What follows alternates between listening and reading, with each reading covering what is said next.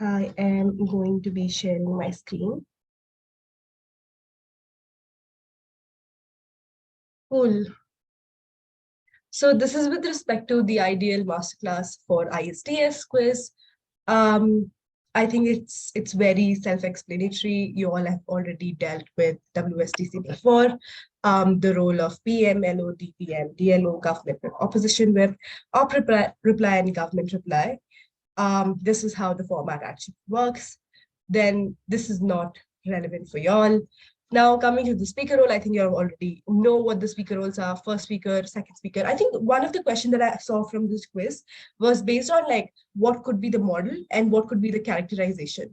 I think this is something which you need to then rely on, and you can refer back to the like documents that I've given to you in terms of the definition or in how you should be giving the definition.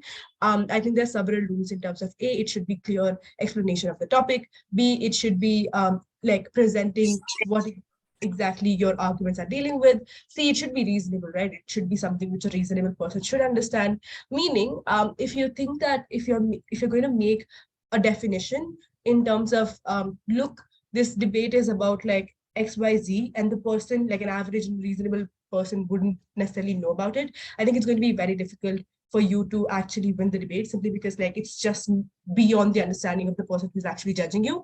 But thirdly, I think you're not supposed to time set or place set the debate. The reason why I'm telling this to you again is when you are going to be given those questions in terms of what could be the probable definition, and then they'll give you examples or like options of this is the definition, this is the characterization, or this is the model. I think just like keep these things in your mind and then evaluate as to which is the most like best possible definition that you can use. And then don't necessarily go ahead and like make the debate specifically about a particular country. You can, however, if you want to, and if you have given the reasons as to why you want to, you can probably set up the debate based on like, oh, it's debated about, it can be debated about Western liberal democracies, but then you're supposed to tell as to why you are specifying this particular topic in those particular areas. I've also seen debates where you define a particular debate happening in like conservative nations. And that specifically happens in religion debates, because oftentimes and not conservative nations give more importance to religion as opposed to the liberal nations. And therefore the impact and the delta of the argument is much more in conservative nations. And that's how you can give the reasoning as to why you are defining the debate or like making it in a particular set of places as opposed to the others. Then you have to obviously like define it. Again, I think I've already told you about all of this, so I'm not going through as to why, but then just like remember that when you're giving as to what exactly is the model, who will deliver a particular thing, how will it work, what is it, all of these things are supposed to be answered. So there are a couple of questions that might be asked in quiz, could be relating to this is the heading of the argument, this is the analysis of the argument, and then you're supposed to like comment on that as to whether that argument or whether is probably like the best or not, like whether you understood the analysis behind that.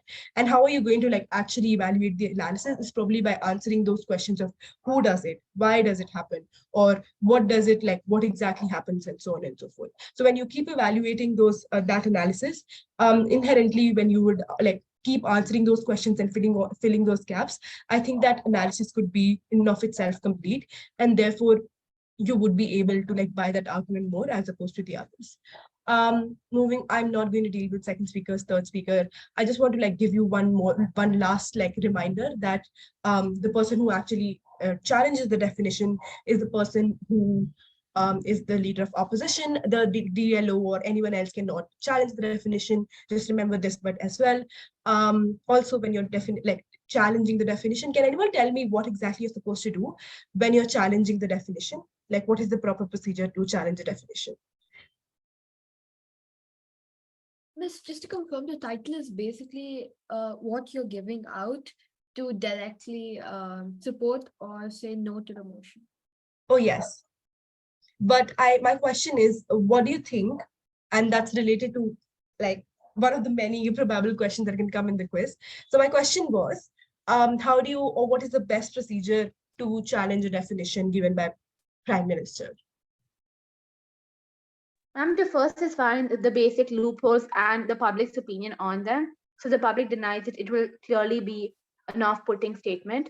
And if it has a loophole, for example, we were given one for rural areas, and if we find the fact that we have to input a lot of money in the rural areas, that was kind of challenging the definition of what the PM gave us. Okay. Any other answers? Miss, you could probably. You can go first.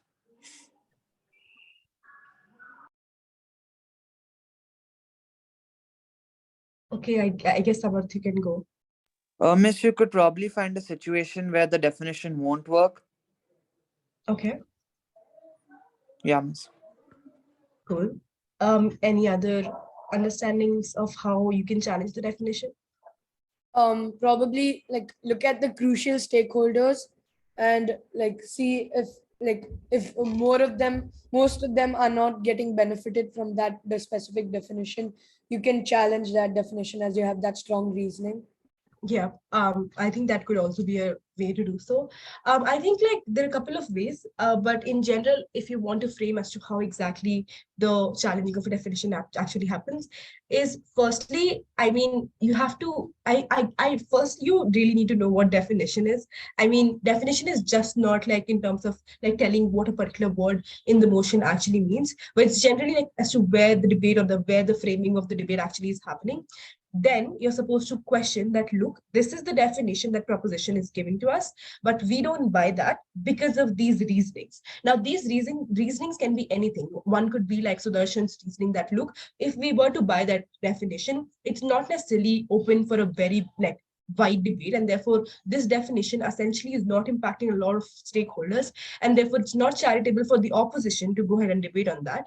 But secondly, you can go ahead and say that, look, this definition is extremely uncharitable to an extent that the opposition cannot even frame arguments on that. I think I've given you like enough examples of like how in terms of like when they say that, look, it's about I think there are two examples primarily. One is about this house would ban drugs, and when proposition says that drugs is essentially the medicinal purposes, you can this is basically the drugs which are going to be like for medicinal purposes. I think it's not just fair because unless and until when like the definition is about drugs, I think the drugs that we're talking about are like illicit drugs and the drugs which are essentially problematic and not necessarily the medicinal drugs. Therefore, like this particular definition is very skewed and very narrow, and therefore opposition can challenge it. But also like this house would ban shooting. I think shooting inherently means killing and not necessarily clicking pictures. Therefore, opposition can say that, look, this is not what the definition actually is, and then go ahead and like give justifications to why their definition makes more sense. So two things that you really need to understand is that A, when you are like challenging the definition, you're supposed to give reasoning as to why you're doing so. But B, you're also supposed to give a counter definition, because then if you don't give a counter definition, the debate happens like literally very vague, like you don't really know where the debate happens. It's very ambiguous. Therefore, the two things that you're supposed to answer, like understand is that. But thirdly, I think a lot of times what happens is that, look, we don't buy that definition, but we would, and we would give you our definition. But then third thing that people do is that go ahead and like engage with that definition. Engaging with that definition means that you buy that and see that, look, even if that definition was supposed to happen, we would still like tell you as to why our side is better. Just don't do that, because then it means that you're like inherently buying that definition. Just don't buy the definition and just don't engage with that definition later if you have given your definition already. I hope it makes clear as to how definitions actually work. But let's move to the actual understanding of what kind of like quiz like questions that are going to be there. I think in terms of the argumentation, there's something which practically a person should understand, is that argument contains three things. One is assertion, second is analysis or reasoning, and third is example. I think I've already told you that analysis and reasoning is the most important thing as opposed to any other thing in an argument, which means that like people oftentimes are not believe that example debates happen. Example debates is like, look what Trump did, and then a person opposing to you would just say that, oh, look what Biden did. This particular argumentation does not really work in debate, simply because there's always a counter example to be given, and therefore the debate can never happen like properly, right? Which means that then the kind of debate which we essentially expect in order to have a productive discourse is something which happens where like you are debating making the nuance and then giving the analysis and then giving the example just to like support your argument. I think in order to tell you as to what example and what is the best example to give, I'll go to the next slide. But let's understand first as to what titles are. I think arguments always have titles or flags. Flags are basically like those catchy like statements that you use in order to sell your argument in terms of like, look, our first argument deals with as to like why we are going to like benefit minorities, right? So when you say that this is the title or this is the title or argument, I think there's something which is the assertion that you give, right? You're just saying that, oh, why minorities are going to be better off in the house. But that doesn't mean that that in of itself is enough, because that's just an assertion or a claim that you have made, right? Which means that you are supposed to give I go ahead and like fill in those details as to why that is supposed to happen and in what way minorities are going to be better off in your side of the house. So the first thing that you need to realize is that the title must directly answer the question. I mean, if you're talking about a particular motion, which is probably talking about this house would prioritize social justice for minorities over others, this is probably like something which you are in terms of like changing the entire world, right? Like not entire world, at least like the place where the motion is supposed to be implemented, right? So if you're giving social justice to people like who are like part of minority as opposed to the people who are the part of majority, I think the first direct answer is that this like we are going to prove to you as to why it's going to be beneficial for minorities.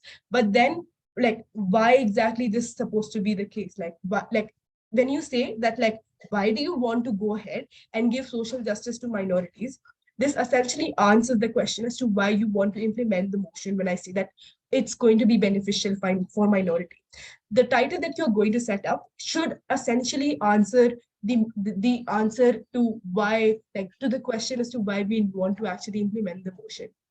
The third thing then is the title must be clear, concise, and specific. I've heard so many debates where people go ahead and like make certain like titles which are just like nonsense. You won't even understand how it's relevant. Like a lot of times you just like throw jargons and people won't understand what is exactly the meaning of why is that particular argument really like important. And therefore, like when you're like framing titles, the more simple it is, the more easier for the judge to go ahead and like buy that argument, simply because I mean, like the more complicated your case is, the more understanding the judge is supposed to use in order to buy those claims. So always make simple cases, but also like that simple case that should have that analysis so that the judge can buy it, right? So clear, concise, and specific. When I say concise, that means that like when you're making title, it shouldn't be like 3 lines or like it shouldn't be that long. The title are supposed to be at least one phrase or something like that. At least like something which is like clear, like something which is just like this is our first argument, this is our second argument, and not necessarily a full story. And therefore, like the title should not be vague or ambiguous, which means that it should be related to the motion, it should be answering a question, it should also be clear and precise. Now, next thing that you're supposed to say is that the sentence should also make sense, which means that it shouldn't just be like, we are going to prove to you as to like why minorities are more likely to do a particular thing which is not even relevant. I mean, just like to use your sense and then frame titles. The reason why I'm telling you all of this is because some of the questions dealt with the idea that, look, this is the title of the argument, this is the analysis that they gave in a full para, and then they gave certain kinds of options, and then they were like, okay, tell us what is like lacking in this particular argument. So it can be with respect to the title, it can be with respect to the analysis. And I'm going to come back to the analysis, how you can come up with the flaws in the analysis. But remember, if it is about title, and if you were supposed to judge the title, just remember all of these things and then evaluate whether the title is flawed or not. A lot of times the title must, a lot of the times title does not even like match with the analysis that people give. So remember that the title and analysis should actually be in line, which means that you're still showing that we are going to prove to you like minorities are going to be better off in outside the house. They actually should prove that, unless and until like and not otherwise, which means that not something else, like it shouldn't like deal with the other argument that you're probably going to deal with. So just have these things in mind and then go ahead and like pick the answer which you think is the best. Moving on to moving on to what is analysis. I think like there are certain things that you're supposed to do when you're actually putting an analysis to the title that you've given. So establish that a problem exists in the world of your opponent's team and then give reasons. So if it is about minorities, then you're supposed to go ahead and say that, look, in their side of the house, minorities are being ostracized, and then give full reasonings as to why is that the case. It could be historical reasons, it could be the stigmatization of minorities, it could be several things, right? And then you can go ahead and concretize the harms of that problem. The harms of the problem could be several, right? Which means that if a particular section of society is being ostracized, when minorities are like facing a lot of problems, that means that like they're not necessarily appreciated enough in the society, which means that the harm of it could be like the society is not harmonious, or the society is not necessarily catering to the welfare of some sections of the society, and so on and so forth. Or also the idea of democracy, that like democracy means that like all of like is the majority of happiness, right? Majority of people should be happy. That doesn't mean that you're going to ignore the minorities simply because they're not part of majority in the first place. I think a couple of like reasons or ways how you can like quantize the harms, right? Then what you're supposed to do is that once you have told that, look, minorities are absolutely suffering in opponents like world, then you're supposed to, and that's exactly when you like establish the urgency of the problem and the reason why we need to solve it. So the first thing in the argumentation, in an analysis, you're supposed to establish the problem exists in your opponent's world, and the problem is so bad that the harms are extremely high, and therefore you need to come up with a solution. Now, when you come up with a solution, that's the time when you're supposed to also explain your solution, right? Which means that there shouldn't be a problem solution mismatch between the problem that you have identified and the solution that you're actually giving. For example, if it was about minority, that example I was giving you, and why we need to give, like, let's say, social justice or welfare to these minorities, then you can come up with like different like ways to go ahead and do so. Like it could be, look, we're going to give them like welfare like provide welfare activities to them in terms of, let's say, reservations, or in terms of like subsidies and so on and so forth, right? Or in terms of policy changes for them. I think these are the ways how you can probably give that this is going to be the solution. But that solution of itself is not enough. Like just one liner or two liner about it is not enough. You're supposed to mechanize that solution as to why that like particular thing is probably going to like solve the problem that is existing. For example, if you're saying that, look, we are going to give like reservations to minorities in a particular section of society, or like in a particular infrastructure or something like that, you're essentially telling that we're giving them jobs, which means that it gives them some amount of money, which means that they are going to be able to earn, which means that they are going to be having some amount of like food at the end of the day, and so on and so forth. And then you can link back that analysis as to like why economic independency is something which is so good for a section of society. A lot of the people can also like, also you can also go ahead and see that the amount, like the kind of like reason as to why minorities are essentially stigmatized is probably because they don't necessarily or like they probably don't have the economic capital to go ahead and like change their social like understanding and stuff like that. I think you can like go back and forth with respect to the mechanism of the solution as to why the kind of like solution that you're giving is essentially going to solve the problem of, let's say, stigma, or let's say the discriminatory nature of like society towards them. Again, there can be like counters towards this argument. I'm just giving you an example. Going in is to like go ahead and prove the exclusivity of the solution. Exclusivity of the solution essentially is this particular thing that you're talking about in terms of, let's say, reservations. This shouldn't be something which exists inside opposition as well. A lot of the times what happens is that the solution also exists in opposition, and you're just like not really mindful about it. For example, just like take the example of reservation. I think opposition can always come and say that mostly Western liberal democracies essentially gives that amount of social welfare to them, and therefore and we don't think that particular thing or that solution is extremely exclusive to your side of the house. Which means that like if that solution already exists in opposition, that means that your problem and solution wasn't something which is like exclusive to your side, therefore the like ability of judges to buy that claim is extremely very low. Then go ahead and like, so one thing again is like you are supposed to prove the exclusivity as to why the other side cannot do the same thing, or like why the other side does not have the same benefits that was what you're talking about. So I think just understand problem, establishing the problem, then going ahead and coming up with a solution, mechanize the solution, and then go ahead as to why that solution is particular to your side, and then tell us as to why the judge should care about that argument. I think essentially a lot of times the most important thing that people leave is that why should judge actually care about it? I mean, why is that argument so important? So always like establish as to why people need to care about a particular thing as opposed to the other arguments. Can anyone tell me as to like why like justifying or like why establishing importance of an argument is extremely important? Like just shoot a guess.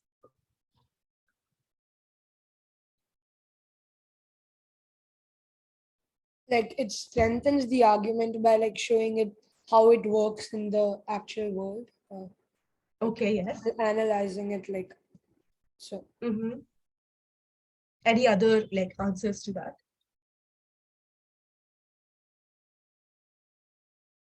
I think a lot of times what happens is that even though your argument is extremely good, I think couple of times the opponents are running parallel cases, which means that there are so many arguments running in the debate where there is no clash. There is literally nothing that you both are like conflicting on. There's nothing that you both are like, let's say, contradicting, or you're not even engaging on each other. That's when this is extremely important in order for judges to evaluate which argument is more important, because it's something which most of the debaters lose out, which means that when you tell the judge that our argument is more important than the other argument that opposition is probably going to like bring about, that makes it so much easier for judges to evaluate that argument better than the others, simply because you have proved that, as opposed to opposition because they've just given you arguments. Therefore, in terms of when, or in times when there are parallel cases where there's no clash whatsoever, or even if there is clash, there is no mitigation, there is no delta that has been proven by either sides. The moment when the side which has proven the importance of the argument, that's when the judges care more about that argument as opposed to the others. And therefore, establishing the importance of the argument is extremely important. Therefore, the title should match, and therefore, like that's exactly what I was telling you like earlier. The title should match the analysis, because one of the like ways to find out flaws is that whether the title actually goes in line with the analysis that is being given. I hope that is clear. So when I say this is the problem, I think a lot of times the analysis is going to be given to you in the quiz. And when I say quiz, be prepared to like literally read like long questions. I mean, you have to have good concentration. You should have good focus. Then only you'll be able to attempt that quiz. I'm not like actually like scaring you. It's not that tough. It's just that you should have concentration, because the questions are really long. The paragraphs are really long because essentially they're first giving you the title and then establishing the problem, telling why the harms exist, then telling the solution, and then telling you the exclusivity. So when I say that when they're doing all of it, essentially there are some things that they're actually going to mix in the argument, which means that's the question. And then they're going to say that, oh, is the analysis missing? Is the problem missing? Or is the solution missing? That's when you're supposed to be the judge and evaluate what thing is missing and then take the correct answer. Going on to the examples as to what are the best examples, I think in terms of the examples, provide relevance, like relevant examples, but also provide why that example is relevant in the first place with respect to the argument that you're making. Oftentimes they're not. I think like examples are secondary, but also it just like adds on to the practicality of an argument, which means that if you're saying that, look, this has a pragmatic impact, you can give examples to why that is the case. So like you can use like real life examples to why that is the case. So, but also a lot of times, like when people are actually establishing policies, they give examples of other states as to like how this policy is essentially working there, and therefore it might work in us with the house as well. There are a couple of ways to like prove practicality of an argument through examples, but this may just like enhance when you give examples. It just can enhance the speaker scores. But example debates, as I said earlier, can be really dangerous simply because it just keeps back and forth, going back and forth, but also like it just becomes at the end of the day like what examples the judges know about or what examples the judges buy more, and therefore they're just going to like win, like vote for that particular team as opposed to your nuance or as opposed to your analysis, because that's specific to your team. But thirdly, this may like this also can be the case that like the kind of use like the kind of examples that you're using, I think oftentimes and not, opposition can just simply come and say that, look, you're an example that's extremely cherry picked and therefore it shouldn't be bought. And that happens also a lot of times because like debaters just go and say that, oh, this happens in this particular country and therefore like it is a possible case. However, that particular country is like literally the exception, right? So these are the examples which are extremely cherry picked and does not really help your case. So make sure that if a question comes in terms of the example, I think there are certain like criteria that you can evaluate on, based on first whether the example was sound enough. Like if you are sitting right here and the judge is like an average reasonable voter, and you tell them about like a minority that exists in Turkey, which people are not aware of whatsoever, I think it's very difficult for the judge to buy that claim, because it's just out of the reach of the judges or an average reasonable person, right? So understand that this should be like sound enough. But secondly, understand also that whether that example can also be like something which people are aware of. Therefore, simply reading a lot of things, or simply basically like knowing a lot of things doesn't really help, but like give example which most people would know and are going to be willing to buy. Secondly, should be true for majority of the claims, which means don't like use cherry picked examples, use examples which are going to be helpful for not just like one of your claims, but it is something which is true for most of the claims, or it's something which is true for most of the variety of things that are existing. But thirdly, it should be only an ancillary to your claims and analysis, which means that it shouldn't exist independently. So there should be a claim first, then analysis, and then your example. Going ahead on the rebuttals and how you're supposed to evaluate the rebuttals. Firstly, I think there is a very big misconception about how rebuttals actually are.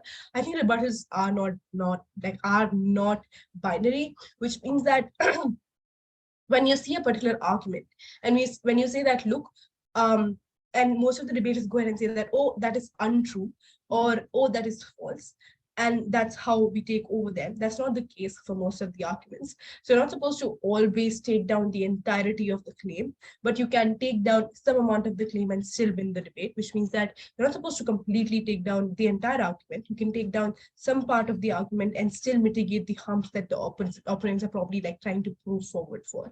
But also like it extremely exists in a subspectrum, which means that when rebuttals are existing, it's just not about like whether like it's a particular thing is factually true or not, or whether it's just about the analysis has been given or not, or whether they have mechanized the claims or not. I mean, obviously calling out these things are important, but understand like it's also about whether like it's true for most of the cases, or whether it's actually a thing that actually happens. I mean, there are a couple of ways to deal with that, but let's understand how you're supposed to deal whether a rebuttal is better over the other. I think rebuttals essentially should be very generous when they're dealing with the other case, which means that don't just like go ahead and like call out the opponents by saying that, oh, there was no analysis, they never proved to you why, and then stop there, because obviously that's not okay, because it's just that you're calling them out.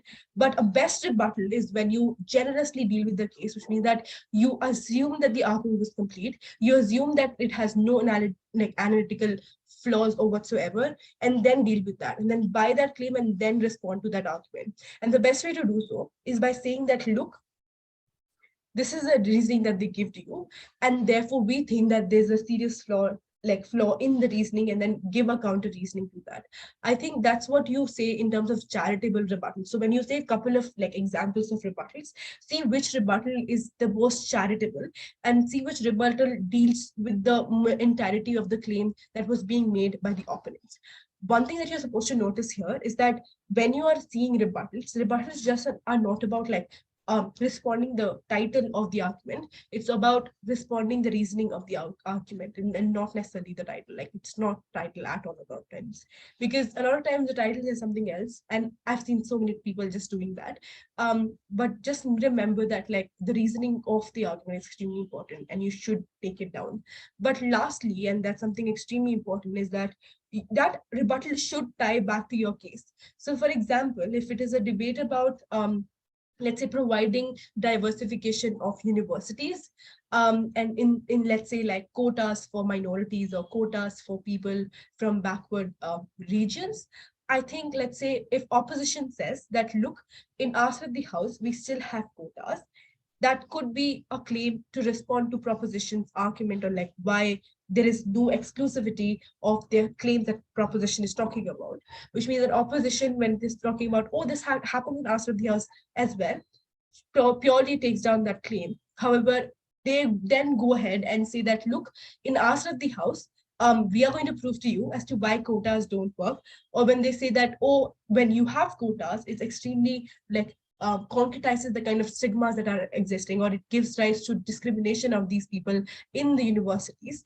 That means that in your side of the house, it's not necessarily tying back to the rebuttal, right? Because you said that, oh, it exists in our side of the house as well, to prove the inexclusivity of the argument. And then you went ahead and like proved the flaws of the entire argument of itself. Like you just like didn't, it's just a circular reasoning. Like you cannot just say that, oh, it happens in our side of the house, and then go ahead and rebut what happens in their side of the house as well, which means that your harm exists in your side of the house as well. So just remember that the rebuttal should tie back to the case that you are actually going to make, and it shouldn't contradict your own case. These are the things that you're supposed to see in the rebuttals, and then evaluate those rebuttals.